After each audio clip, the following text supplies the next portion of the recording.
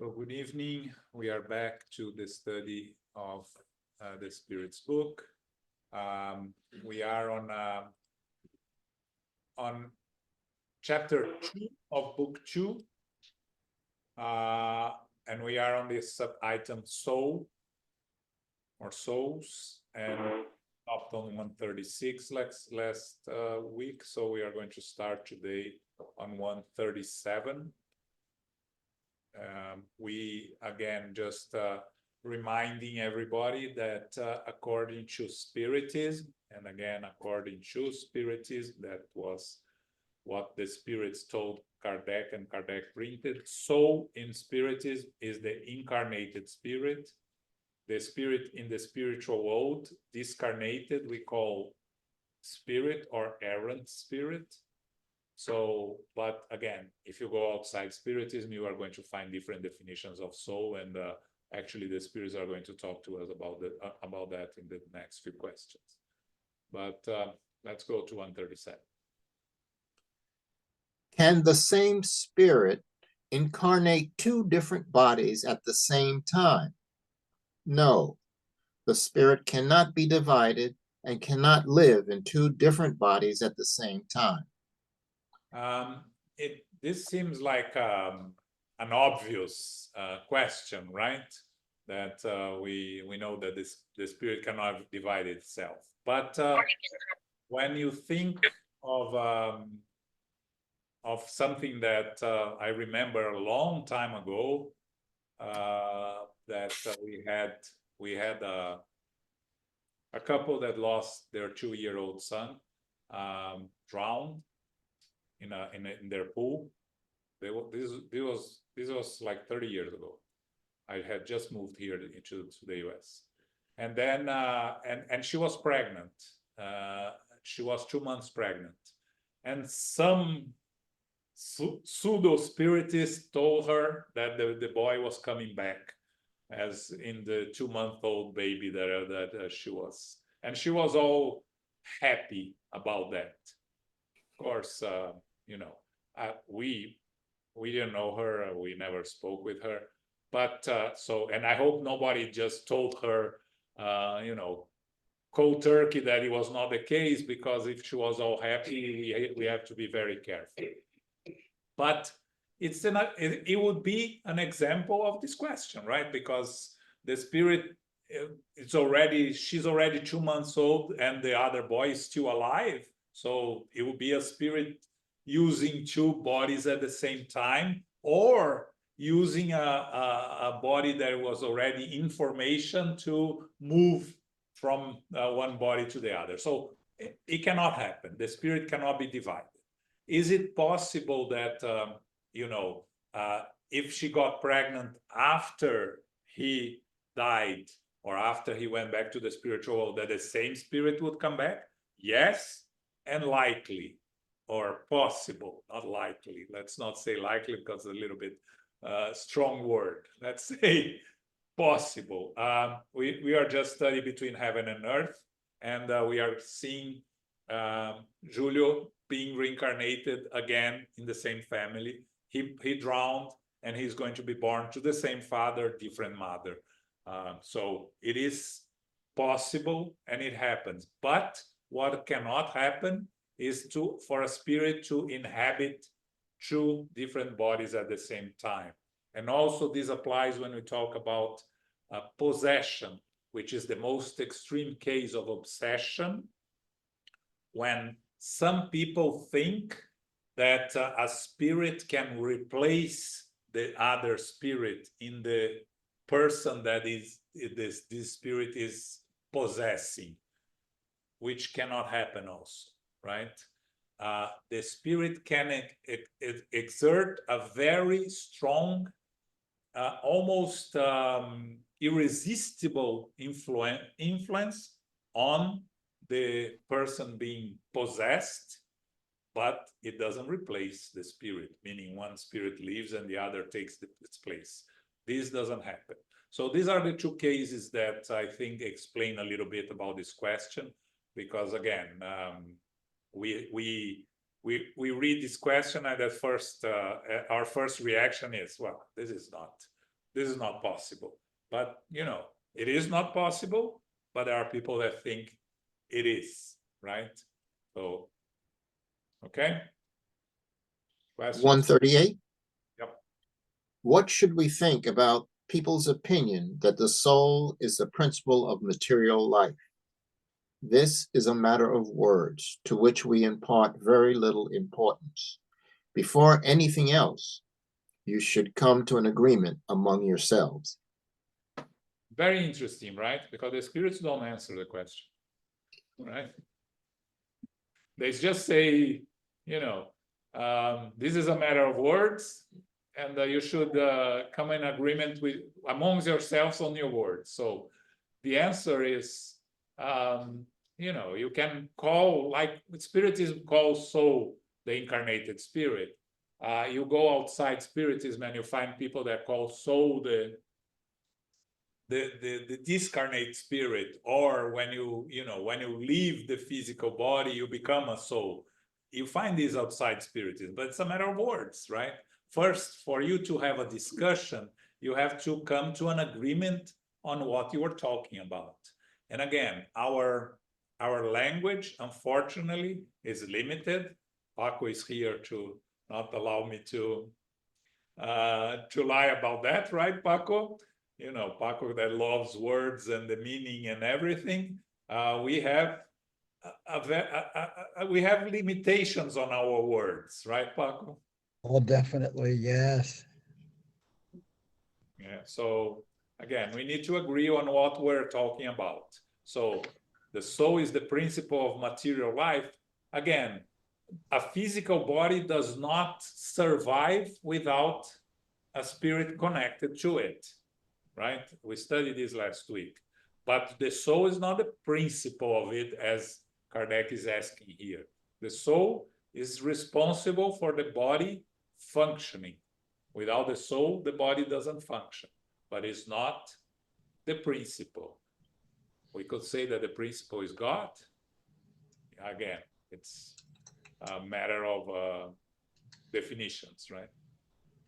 Okay. What is the statement of Jesus? The spirit comes from the spirit and the flesh comes from the flesh. Yeah. So we go against that principle right there. Exactly.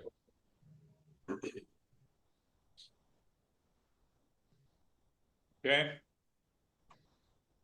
Now there is a question that Kardec is going to go on a long explanation. 139. Some spirits and some philosophers before them have defined the soul as an animated spark emanating from the great whole. What is the cause of this contradiction? There is no contradiction. It depends on the meaning you attribute to certain words. Why does your language not have a word for each thing? The word soul is often used to express very different things. Sometimes it is used to refer to the principle of life, and in this sense, it is correct to figuratively state that the soul is an animated spark emanating from the great whole. These words describe the universal source of the vital principle, of which each being absorbs a portion, and that returns to the general mass after death. This idea does not in any way exclude that of a separate moral being, independent of matter, maintaining its own individuality. This being is also called the soul, and it is in this sense that we speak of the soul as an incarnate spirit. In having different definitions for the word soul, spirits each use their own version according to their personal perspectives and the earthly ideas that they still support. This is just one example of the inadequacy of the human language, which does not have a unique word for each idea, a shortcoming that causes a vast number of misunderstandings and disputes. It is for this reason that the higher spirits tell us to first come to a mutual understanding in terms of our definitions. Number two. Yeah, no, Kardec says, refer to the explanation regarding the word soul in the introduction, section 2. This is when he's going to say that soul is an incarnated spirit. So I think it's, this is a very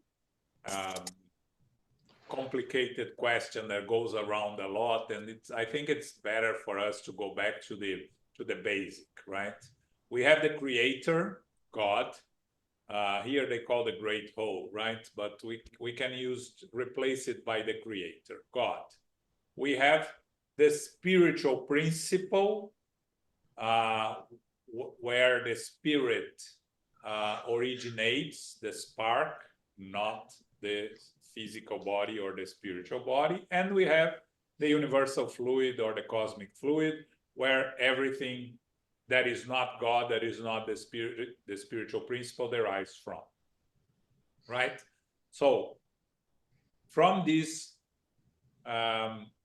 universal fluid, the perispirit, our spiritual body, is created, our physical body is created, everything that does not have life is created. The vital fluid comes from it. Everything comes from it. Right? Now,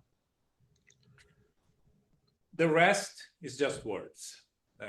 What Kardec is trying to explain here is words. Our words are definitions.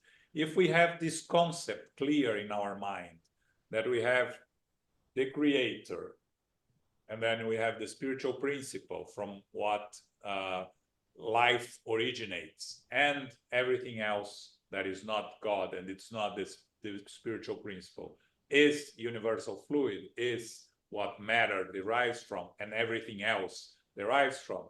If we have this concept in our minds, the rest is just words around this concept, right? If you go outside Spiritism, you are going to find a lot of different theories, and theories that are discussed. Some are discussed here in the Spirit's book about pantheism, that everything originates from a source and goes back to the source, that we are all part of God, and then we go back to God, that we are all a product of God's mind, and we are just exercising our independence from God as rebellious spirits. All these things that try to move around concepts that Spiritism brings in a very simple and organized form, if you understand this basic concept, and you first not understand plus accept, right? Because there are many people that see this concept but decides to think in different ways, so it becomes complicated. So if you understand the triangle of God, spiritual principle, and universal fluid, and everything comes from it, everything that comes from the universal fluid, our thoughts come from the universal fluid, everything that the air comes from the universal fluid, and the spiritual principle from which the spirit becomes something after it goes through all the phases, needs the matter, the universal fluid, to act on matter, to act on others, right? So this is the concept. And the rest is, I think there is a lot of explanations in this question that in the end is our lack of clear definition of words and definition of things that brings us this confusion. And Kardec is trying to explain these concepts that are out there. Okay. Questions? 140. No questions, no comments. Let's move on. Yes. What should we think of the theory that the soul is subdivided into as many parts as there are muscles in the body, each ruling over a bodily function. It still depends on the meaning attributed to the word soul. If you equate the soul with the vital fluid, that theory is correct. If the word is used to express an incarnate spirit, it is wrong. We said that a spirit cannot be divided. Therefore, movement is transmitted to the organs through the intermediary fluid without ever dividing itself up. Subsection A. All the same, there are spirits who have given this definition. Ignorant spirits often mistake the effect for the cause. The soul acts through organs, and those organs are given life by the vital fluid distributed among them, and more abundantly in those that constitute the centers or foci of movement for each organism. This explanation is no longer acceptable when the term soul is used to signify a spirit that inhabits the body during life and vacates it at death. Again, it's trying to explain theories that we find outside Spiritism, that you know, the soul is subdivided in as many parts there are the muscles in the body. It's mixing soul with vital fluid, which are two different things, right? The soul is the spark that animates the physical body through the spiritual body. The vital fluid is the matter that animates the physical body. All living entities have vital fluid, from plants to animals to human beings. Without the vital fluid, there is no life. So the source of life is the vital fluid. But the vital fluid also derives from the cosmic fluid, universal fluid, or the cosmic fluid. And again, fluid here used in the sense of 1857, right? Today you have a different definition of fluid, which is, you know, what you use to light forgot the word now. The lighter, yes. You used to that's the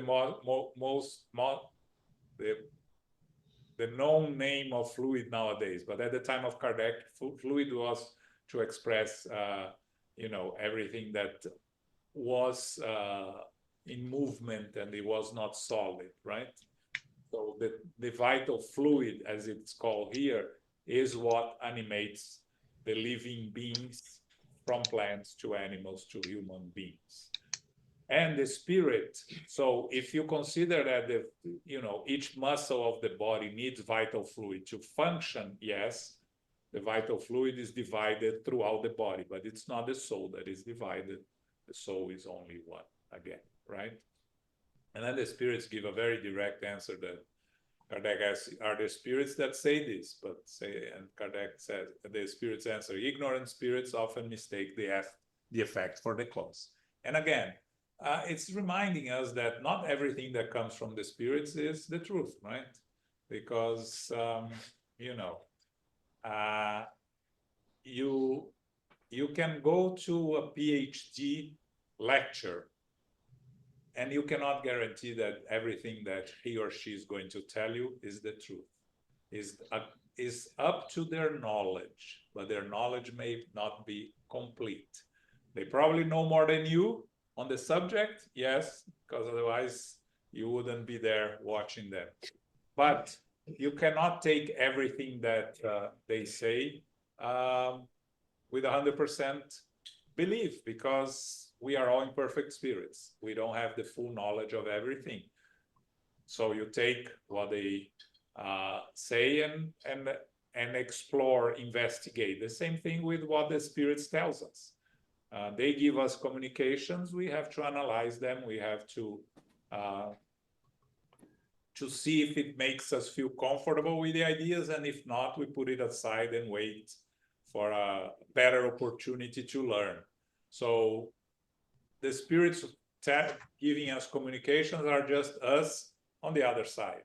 And us on the other side know as much as we do today here, just without the physical body. So if someone that has a lot of mistaken theories, but loves to talk about these theories, goes back to the spiritual world, and will continue to disseminate these theories from the other side. By being on the other side doesn't mean that this spirit, him or her, is more knowledgeable than when they were here incarnated on earth, because we don't acquire knowledge by simply moving back to the spiritual world. We keep the same knowledge that we have. We may acquire a little bit of clarity because the physical body prevents us from having full clarity, but clarity is not knowledge. It's a better view of the world and the surroundings. It doesn't bring knowledge per se. Okay? Questions, comments? No? Okay. 141. Is there any truth to the belief that the soul is outside the body and surrounds it? The soul is not locked inside the body like a bird in a cage. It radiates in all directions and manifests itself outside the body as light radiates from a glass globe, or as sound emanates from a loudspeaker. In this sense, the soul can be understood as being outside the body, but it does not envelope the body. The soul has two envelopes, the perispirit, which is its first innermost envelope, being light and subtle in nature. The other is the body, which is crude, material, and heavy. The soul is the center of both these envelopes, like a nut in its shell, as we have already explained. Yeah, this concept is hard for people to understand, especially people that are new to Spiritism, but even people that have studied Spiritism for some time, right? Because it's difficult for us to think of something and not place it somewhere, right? And the soul is actually not the physical body, not inside the physical body, not outside the physical body. It's animating the physical body, is the spark that animates the physical body, but it's not inside or around, or it's because we for us it's difficult not to find a place to put it, right? So we can think of the physical body, and we can think of the perispirit, which is connected to the physical body. It's not exactly surrounding the physical body or inside or outside, but the perispirit is connected. So if you want to put it side by side with the physical body, okay. Or if you want to put it, in front of the physical body or behind it, because it's different dimensions, right? That's important. When we talk about, I was yesterday studied on the book that I'm doing on Wednesdays in Portuguese, which is on the frontiers of the madness. I think that will be the translation to English, but it's not translating to English. They are building a helping house of assistance in the city where they have the carnival, right? And they are describing how they're building the house of assistance. And you can see clearly that the house of assistance is not above the city, is in the city. So they describe people walking by, incarnated people walking by and not perceiving that the house of assistance is built there, right? And it's hard for us to understand this concept that the spiritual world is not above us, it's here. It's just that we don't see because it's different dimensions, right? So it's the same thing with the perispirit and the physical body. The perispirit is here also, but it's not above, by the side, in front, behind. It's just here. together, right? We have to wrap our heads around it. Now the spirit is even worse because it's not. It's the spirit just animates the physical body through the perispirit. It's very complicated, like, to get the idea, because if we have the impression that the spirit is inside ourselves, that's, you know, the idea that we have, that it's inside us, like an envelope, a second envelope inside us. Yeah, and again, Kardec says here, right? The spirit is the center of both these envelopes, right? So you have the spirit, the perispirit, and the physical body. But the problem is, I'm trying to say here, we cannot think that it's inside of us like our heart is inside of us. Because that's the problem. That's where we get into trouble, right? You could think of the spirit being inside of us, but not like an organ. It's really what animates, makes everything work, our thoughts and everything. So it is not really inside, but if you feel more comfortable with the idea that is inside, it makes it easier to understand, then it's fine. Like the perispirit, if you think that the concept, people mix the perispirit with the aura, right? Yes. And this is clearly not the same thing.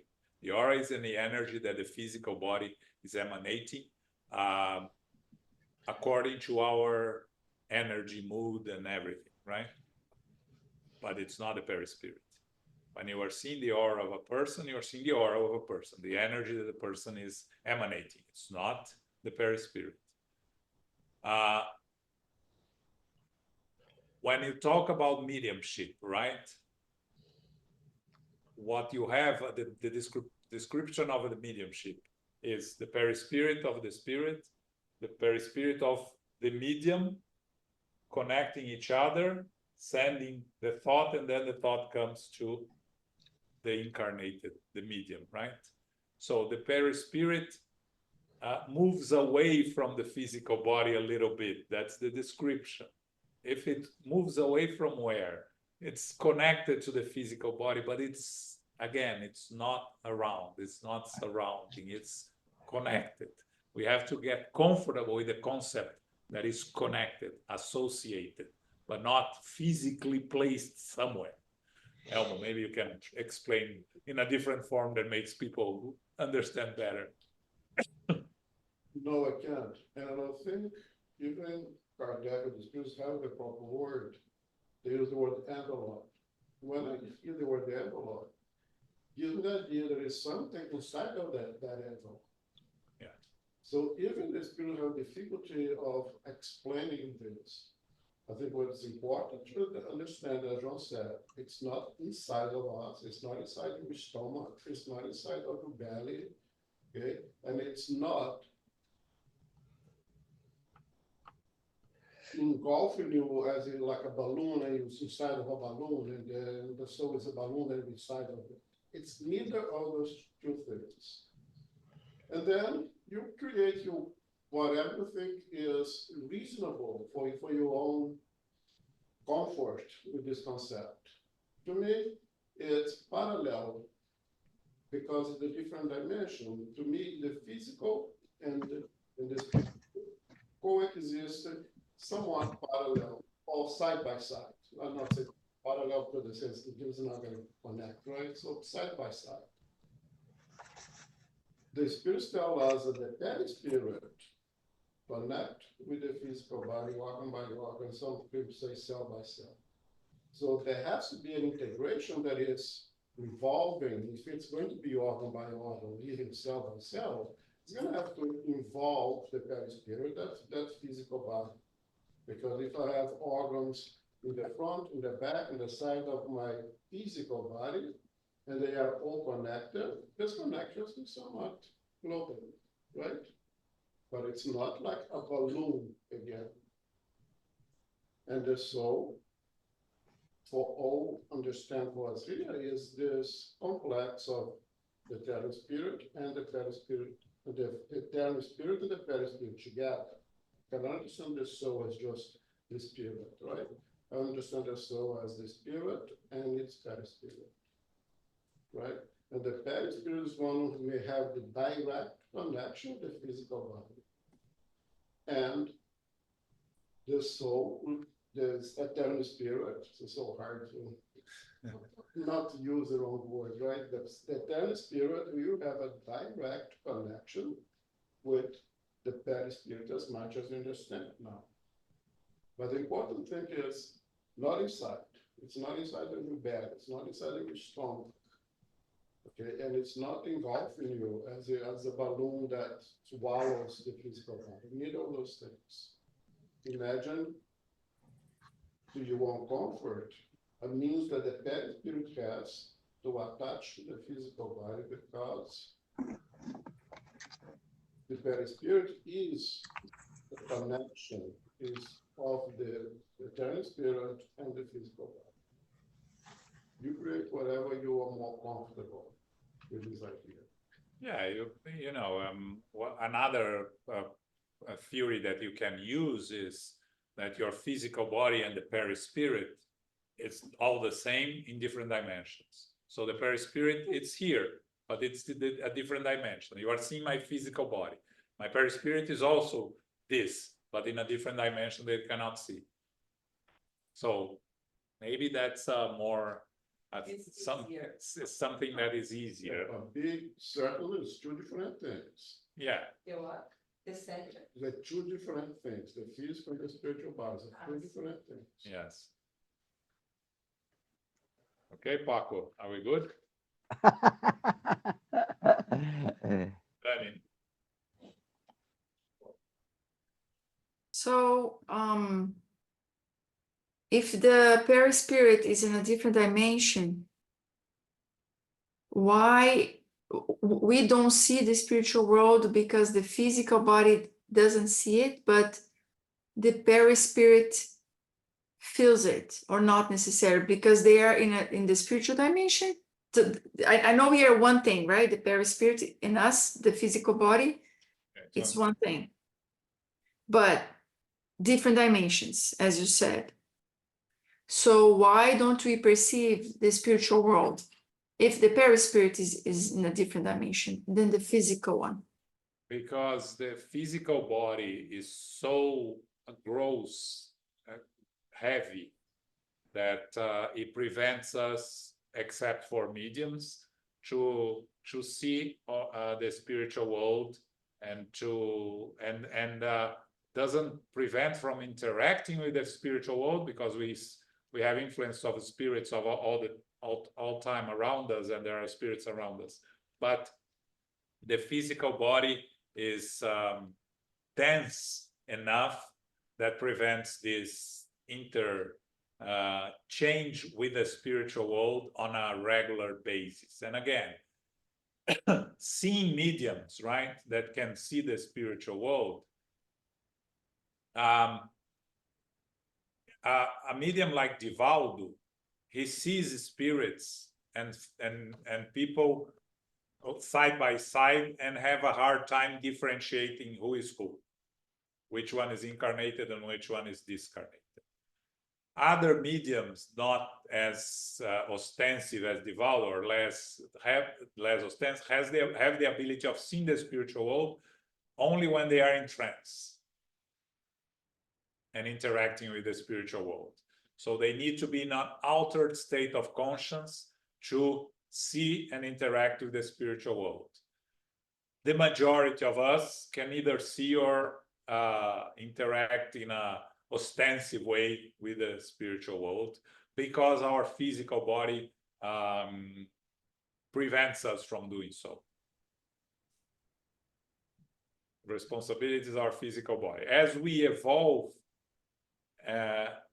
as eternal spirits, the more we evolve, the more the less gross our material body becomes, the more ethereal our physical body becomes, the more we'll be able to interact with the spiritual world in a more an easier way. That's what the Spirit tells us.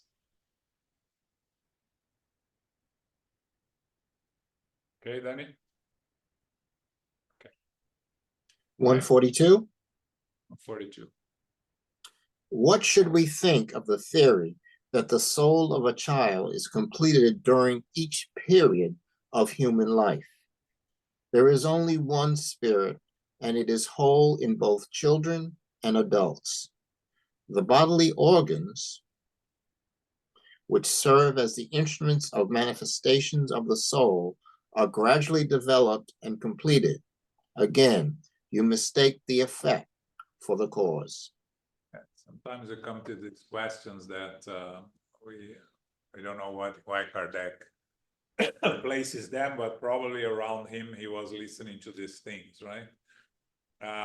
The soul of a child is completed during each period of human life, meaning every time that a child is born, it's complete. The soul is more. I don't understand the question, but we know we are eternal spirits. We don't die. We discarnate.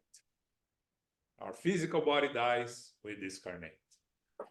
We go back to the spiritual world, our life continues. We have only one life, is an eternal life. We have several incarnations. Each incarnation, we have a different body that is born and then dies. So the spirit is the same, like Elmo said in the beginning, and Jesus told us, right? The spirit comes from the spirit, and the flesh comes from the flesh. So parents do give birth to a child, is a new child, but it's an old spirit. The parents also are old spirits. So the child does not belong to the parents in terms of no spirit belongs to each other. The parents are responsible for educating, educating, and helping the spirit to grow, but does not belong to anyone. So again, it's one spirit, and the one spirit, it's animating the physical body since the moment of conception to the moment of the death of the physical body. The link, we spoke last week, the link between the reincarnating spirit and the body is only fully achieved when the baby is born, but it's already connected from the moment of conception. When the physical body dies, the spirit detaches from it, discarnation that may take up to 72 hours, which is also not exactly the same as the death of the physical body, and the discarnation can happen at slightly different times, not very up to 72 hours. Let's not expand much into it, right? And again, we don't have a problem of using using the word death, because when you go outside spiritism, you're not going to start talking about discarnation, because people don't even understand what you're talking about. So they talk about death, we agree, and if they are more interested, we can teach. But we live in society. Kardec told us we have to adapt ourselves to live in society and not trying to be different where we shouldn't, where we are not going to help or make a difference. If we can help and make a difference, then we use our knowledge. If not, we keep we keep quiet, let's say. Okay?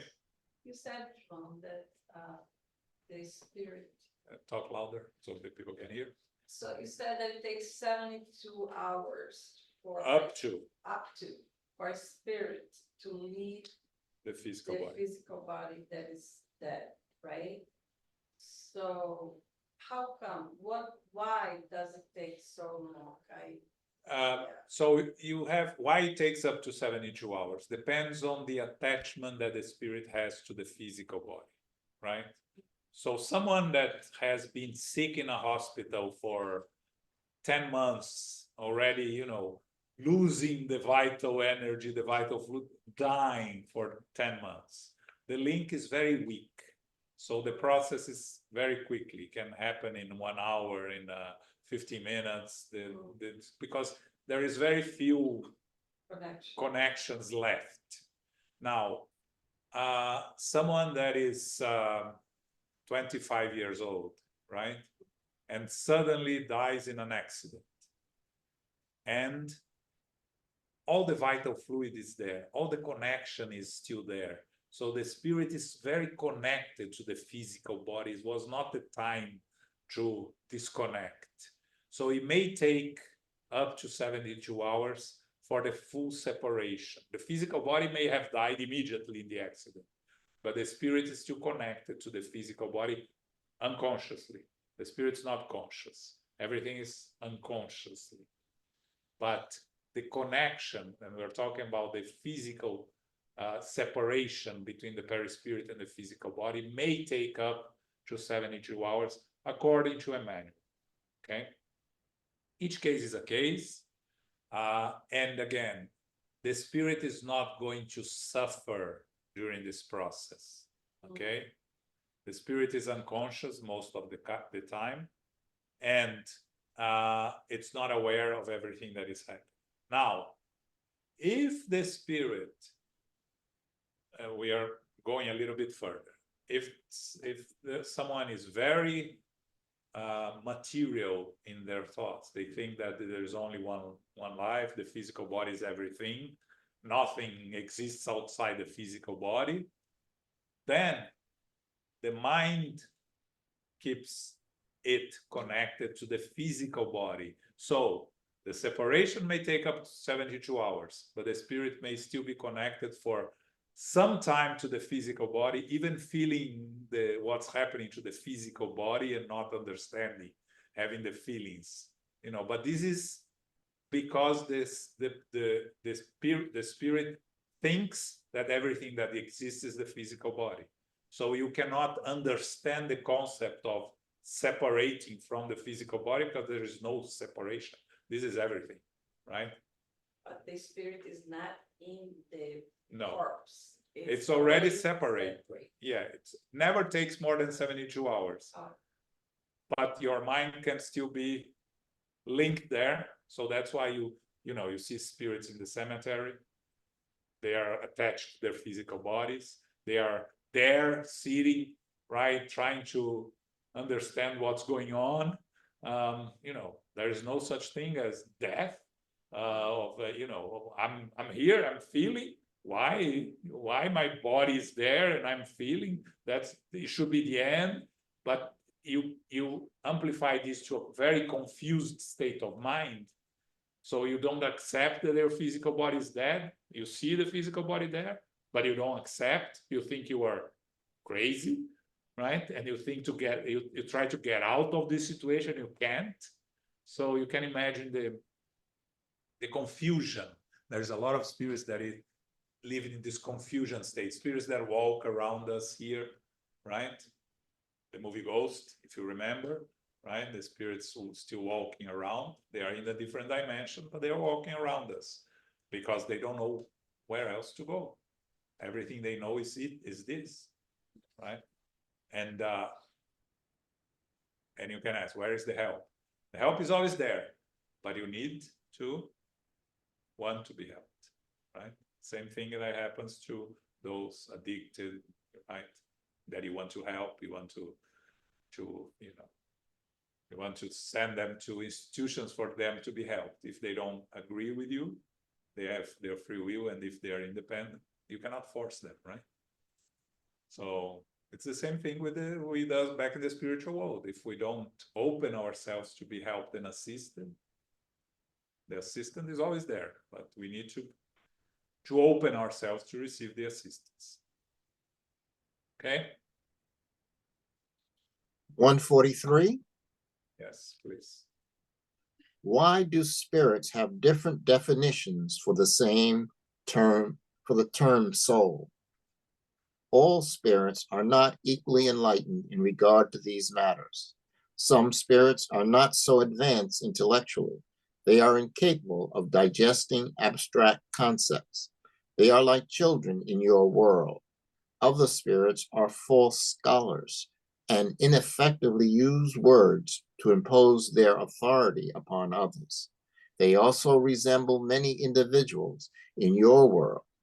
Even spirits who are truly enlightened may express themselves in terms that on the surface appear to be different, but at heart, they actually mean the same thing. This is especially true in regard to matters that your language fails to accurately express, and that can only be conveyed through figures and comparisons that you in turn misinterpret as reality. So let's think of someone a very religious Catholic, right? That goes to church and reads the Bible and understands that when you die, your soul goes to heaven, to hell, or to purgatory. That's how they understand the word soul. If they are going to give a communication after they are back in the spiritual world, they're going to use soul in the sense that they understand the word soul, right? Which is, I'm a soul here in the spiritual world waiting for the final judgment, or here in purgatory while I'm going to heaven or hell. And we get sometimes spirits coming here to our meetings and talking about I was promised to go to heaven, where am I, or what is this place? This is this purgatory, right? Because they are raised with these beliefs that when you die, you go back to heaven, hell, or purgatory, right? And then they go back to the spiritual world. They don't find themselves in these recognizable places for them, so they get very confused. Where is my soul is the question that they're going to ask. And again, our definition of soul is different from their definition of soul. So they're going to talk about soul in different ways. And the spirits tells us here, right? Some of them are incapable of digesting abstract concepts. Some are false scholars, right? Someone that is very studious of very religious and very studious, and believe that they know all the truth from their studies of the Bible, let's say. They can become these false scholars, right? That they are trying to teach religion according to their beliefs, which is not the reality. And so they are going to use the wrong words to give their teachings. And again, it goes back to definitions and words. So we need to, when we're talking about spiritism, and that's why I said in the beginning of our study that in spiritism, soul is an incarnated spirit, because if we know that, makes it easier for us to discuss the other terms, right? And when we talk about spirit, is a discarnated spirit. We can talk about errant spirits also, okay? Right. 144. What should we understand of the concept called the soul of the world? It is the universal principle of life and intelligence from which individual spirits are born. People often use these terms without truly knowing what they mean. The word soul is so variable that everyone interprets it according to their own perceptions or ideas. Sometimes a soul is attributed to the earth, which must be understood as indicating the collection of devoted spirits who give you proper guidance when you listen to them, and who are God's deputies in your world. Yeah. When I read this question, I went to the Portuguese version, I went to the French version, because I was trying to understand what the soul of the world means. I even went to Wikipedia, right, to see if it existed, and it does exist. Soul of the world, yeah, it's like Earth has a soul, right? That's the soul of the world. Does Earth has a soul? That's the definition from the spirits is the universal principle of life intelligence from which individual spirits are born. Again, we don't have this definition clearly anywhere, right? And again, the word soul is variable. So the Spirit says here, sometimes a soul is attributed to Earth. So the soul of the world will be the soul of planet Earth. Of course, the planet doesn't have a soul in the sense that we understand it. Earth comes from the universal fluid, like everything else that is not the Spirit, that is not God. So, people create definitions, and I imagine that this expression "soul of the world" was popular in the time of Kardec. That's why he asked here. But nowadays, I don't think it's something that is very used out there. I had trouble finding a modern definition of this. Okay. John, may I add something? This is Carol. Okay. Little bit off topic, but there are some who say that the earth has chakras. They're power spots and they're measurable according to vibration. So if it connects with that, I mean, we could sort of put semi-link to the soul of the world, perhaps. Not technically, but just put that out there for consideration.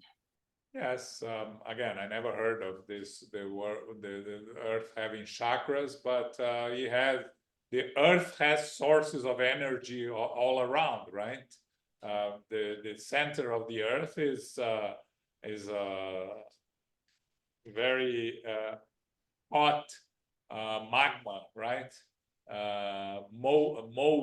Molten magma and everything else. So all these energies that surround Earth, you can call them chakras, but I think it's also a limitation of our words, right? Would be how. Yeah, of course. Thanks, Karen. Okay. 145. Yes. How have so many philosophers from both ancient and modern times discussed psychological questions for so long without arriving at the truth? Those persons were the predecessors of Spiritism. They have paved the way for others.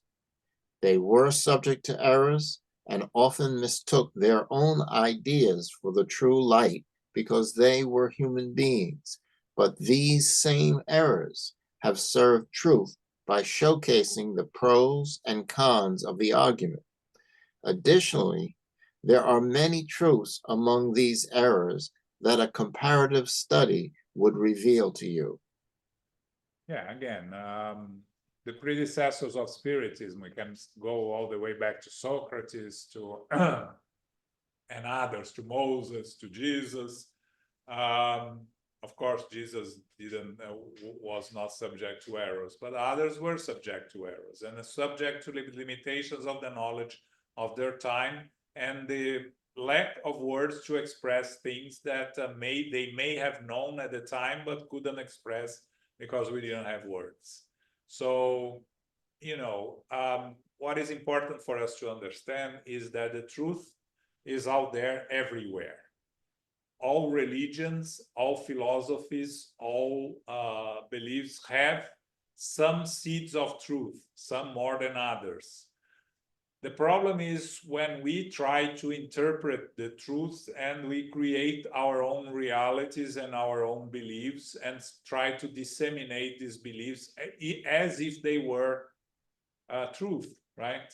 And nowadays we talk about a lot about fake news, right? There are people that disseminate this news believing that they are true. So you can imagine that throughout history we have many of those. But what is important is for us, again, to analyze carefully, to separate what we understand is the truth from what we are not comfortable with. And if we know is false, we reject. And if we are not sure, we put it aside to wait for a better understanding of it, right? So there are truths, as the Spirit says, there are many truths among those errors that a comparative study will reveal you. So we compare things, we look at different truths, and we try to reach our own conclusions, which are important for our intellectual progress. We need to learn, we need to evolve intellectually. So we need to search for the truth. Okay. I think the problem is most of those pioneers, those very enlightened individuals brought to us little pieces of the truth. Because those are the little pieces that we were able to grab at that time. The problem is that we take that little piece of the truth and assume to be the whole truth. That is our problem. And that's where Jesus is indeed the good shepherd, the way, the truth, and the life, because it brings a compilation of all those truths. Because if you read Socrates, if you read Plato, if you read Seneca, all of them speak things of that Jesus spoke. All of them. Moses. All of them. Let me stick with the philosophers here just because they're questions. But what Jesus does is binds up together, put all those things together, and now you guys are ready to have this whole package. At one point, Seneca just bring like 1%. Socrates maybe 5%. Now I bring you the whole package. Now you guys are ready for the whole package. But in our ignorance, we take a little piece of the puzzle, anything that have the whole puzzle in our hands already. Funny. I want to go back to the last question a little bit, the question before. So the planet Earth has only the physical body, let's say. So Earth has no the perispirit like us in a way, because if the spiritual world is inside Earth and around Earth, like we're saying from the book you were reading, that people are passing by within the spiritual city, right? So Earth itself as a planet, it's only made out of the physical matter, no spiritual perispiritic body or something, I don't know. Well, Earth has spirits incarnated and discarnated, right? The discarnated spirits that live on Earth live in different planes of existence, different realms, but they are also Earth. They are also belongs to Earth, right? But it's something that the planet Earth, as we physical beings can see and live on and can study, is the physical planet Earth. The so-called spiritual planes of Earth are planes that are associated with Earth, but they are not Earth itself, if I made myself clear. The planet is purely physical. There's nothing else. Yeah. But the spiritual world is everywhere and anywhere in this universe. Including on Earth. I have like a comment to make. Yes. Okay, like we may say that the planet itself per se, may not have a perispirit or any of those kind of spiritual forces. But if we look at the planet Earth itself, populated by spirits, and both incarnated spirit, the aggregate sum of all those dispositions can make up for a kind of an atmosphere quite peculiar to the dimension of Earth. Am I Yes. making sense? Absolutely. Let's look at it from the microcosmic perspective as a teacher. Okay, I'm going to have a class that is going to be kind of homogeneous, a very bright class, very orderly class, when I'm going to have another one that's highly heterogeneous that are very disruptive. Same class, I mean, same physical space when they come in, but the atmosphere and the ambience is quite different. Yes. You understand? Spirits within a context of a physical four walls, which makes that environment itself kind of different. But the walls itself do not have any dynamic. Yeah. That's how I look at it, by the way. The way I look at planet Earth, as I mentioned, that is the aggregate sum of all these spirits that are here, both incarnated and discarnate. Correct. But the planet itself, no, it's us that make it.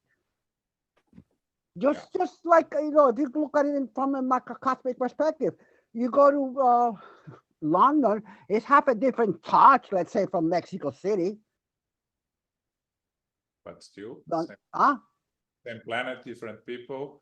So exactly. So this is, you look at the planet Earth as just one locale for the many dimensions of planet of God. In the many rooms in my father's house, or many mansions in my father's house. So I will look at it. Yes, the Earth has some kind of a dynamic spirit. Yes, as the aggregate sum of all these people that are inhabiting here. Yeah, that's my take on it. What we have to remember is that the spiritual world, everything that they described in the spiritual world is formed by the thoughts of the spirits that inhabit that place. Different from here, where there is a physical planet Earth that was not formed by the thoughts of the incarnate beings. The spiritual world is formed by the thoughts of the spirits that are in a specific place, right?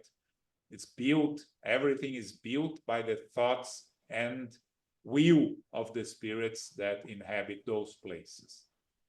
So that's different from the physical world, physical planet here. That's the difference, okay? But these spirits that surround Earth, that are discarnated, build their places of where they are with their thoughts and their minds, and they cease to exist when the spirits are no longer there, right?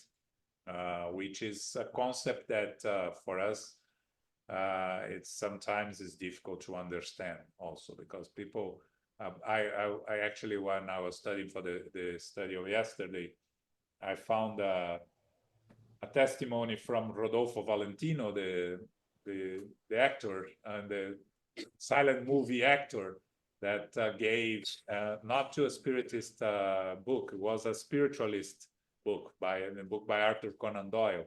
And then he's describing to his wife through an American medium in 1920 something, that when he got back to the spiritual world, he's describing, it's exactly like the physical world I just left behind. Everything is the same. I can see everything that I had there, I can see here. It's exactly the same, because, it's the spirits that are there that went back to the spiritual world, and they are, through their thought, they are thinking of exactly the same things they left behind, right? So again, some people find it hard to understand or believe in that, but there are many descriptions of spirits of the same thing, and I've been reading about it recently. So anyways, we have to stop here. We have one question left, but again, it's a question that will demand some discussion, because it talks about where the soul is in the body, right? So we talked a little bit about it, but we are going to need to some time to discuss it. We'll continue next week on 146, okay? So this weekend, this Sunday, we have our Q&A session. So please bring your questions. We do not have this Saturday talk by the United States Spiritist Federation, because this is the weekend of the Memorial Day. SGNY is closed on Monday also because of Memorial Day. So those that come to our Monday meetings, we won't be here. We are here on next Thursday again, and we will have the other regular meetings. The book club reads chapter 7 of the book Paul Stephen next Wednesday. And we will have the Tuesday, that's Thursdays meetings regularly, okay? Carol, can you do our final prayer, please? Sure. Thank you very much, John, and thank you, Elmo, and thank you everyone for participating this evening. Infinite Creator and Divine Providence, we give thanks to be together again for our studies of the Spirit's book, Book 2, Chapter 2, regarding the soul and materialization.